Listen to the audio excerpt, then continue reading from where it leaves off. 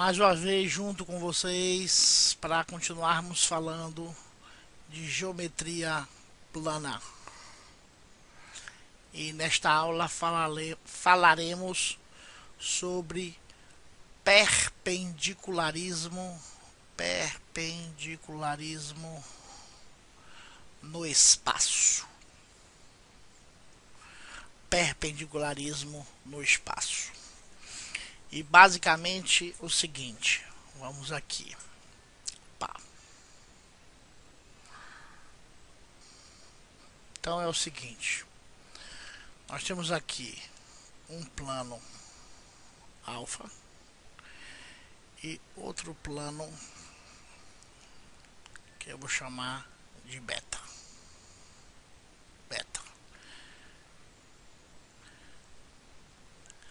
Alfa será perpendicular a beta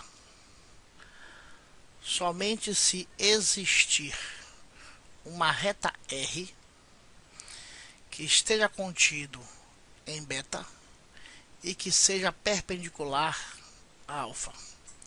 Ou seja, tem que existir em beta uma reta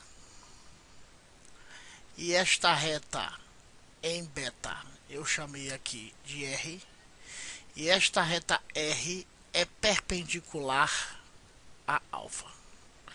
Então, se existe uma reta em beta perpendicular ao plano alfa, isto significa que todo o plano beta será perpendicular a alfa. Quais são as consequências que a gente pode estabelecer desta relação? Consequências.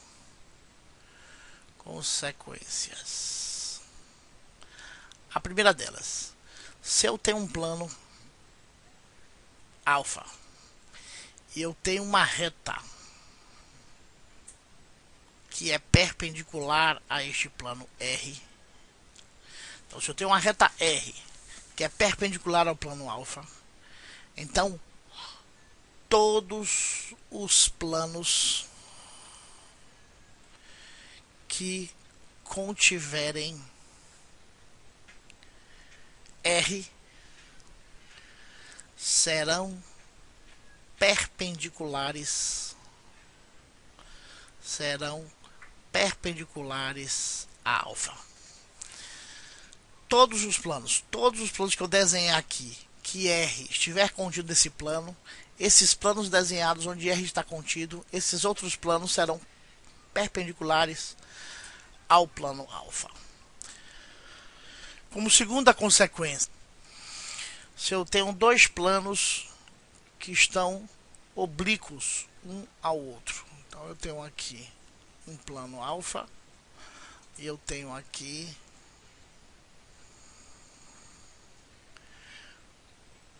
um plano beta, e eu tenho aqui em alfa uma reta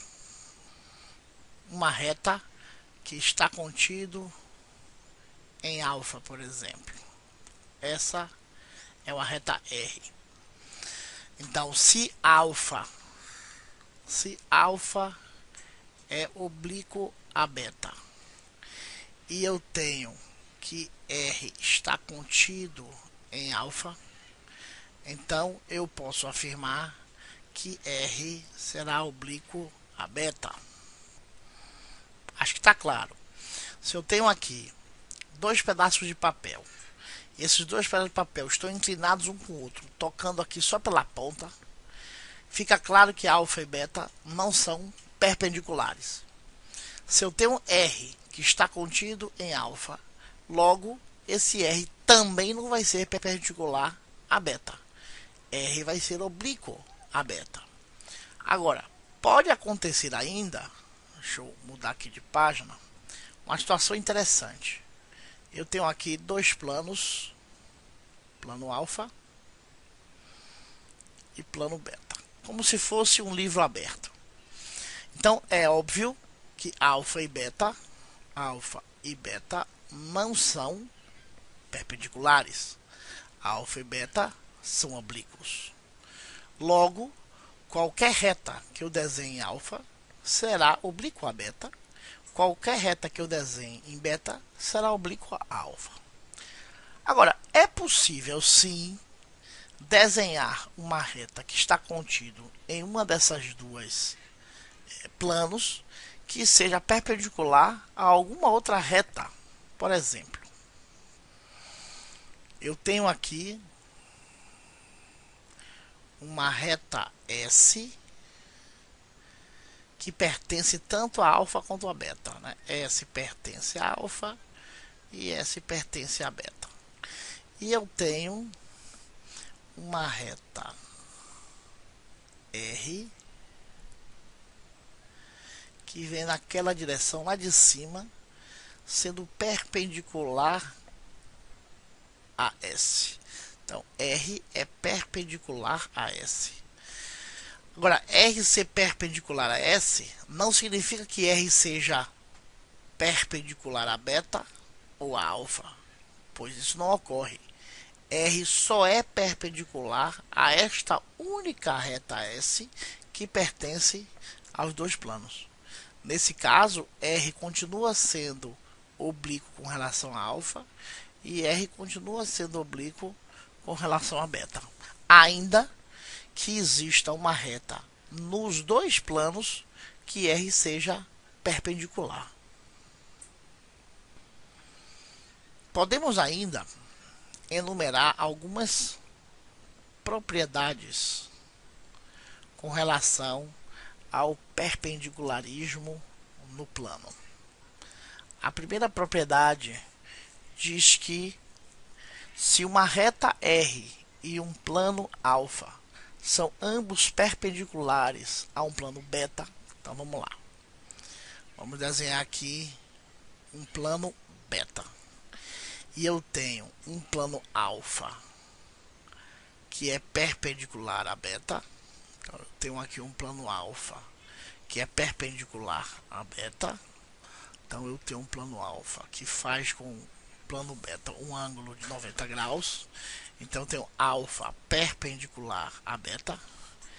Tenho ainda uma reta R. Uma reta R que também, neste caso, R também é perpendicular a beta.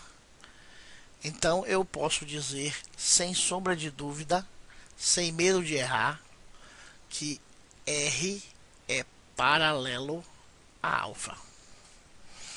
Então, repetindo, eu tenho um plano beta e tenho um plano alfa que é perpendicular a beta e uma reta R que também é perpendicular a beta. Então, se o plano alfa e a reta R são perpendiculares ao plano beta, é porque alfa, que é esse plano, e R, que é essa reta, são paralelos. Isto também será verdade nesta outra situação, muito parecida. Eu tenho um beta, tenho o plano alfa, assumindo que beta e alfa são perpendiculares, e eu tenho uma reta R que esteja fora dos dois planos. Ainda assim, eu posso dizer se alfa é perpendicular a beta, se R é perpendicular a beta. Porque lembrem, ainda que R não esteja passando por beta, a sua projeção, a sua sombra estará passando. E esta sombra de R, que eu vou chamar aqui de R', passando por beta, se ela é perpendicular, isto significa então que R será paralela a beta. Aqui também, né? Eu falei alfa, mas é beta. Então eu vou repetir para, né, não ficar aqui confuso, porque eu acabei errando a notação. Se eu tenho um plano beta e esse plano alfa é perpendicular a beta, e eu tenho uma reta R que também é perpendicular a beta, logo eu posso dizer que alfa e o plano R são paralelos. Até estava certo aqui, né? R é paralelo a alfa. Aqui que eu errei. R é paralelo a alfa. Essa notação às vezes confunde a gente. Então, repetir mais uma vez para ficar claro. Se eu tenho um plano beta e um plano alfa corta esse plano beta perpendicularmente, e eu tenho uma reta R que também fura esse plano beta perpendicularmente, então eu posso afirmar que esse plano alfa e essa reta R são paralelos. Mesmo, que é o caso de baixo, que esta reta R não fure o plano beta, que ela esteja fora do plano beta. Mas se essa reta R que está fora do plano beta também perpendicularmente à sua sombra, à sua projeção ortogonal, cruze, fure esse plano beta também perpendicularmente, então eu posso dizer que R, que é esta reta fora do plano, é paralelo a este plano alfa. Desculpe pela confusão com a notação. A segunda propriedade, então vamos lá. Eu tenho aqui um plano alfa. Tenho aqui um plano beta. E eu tenho aqui uma reta R.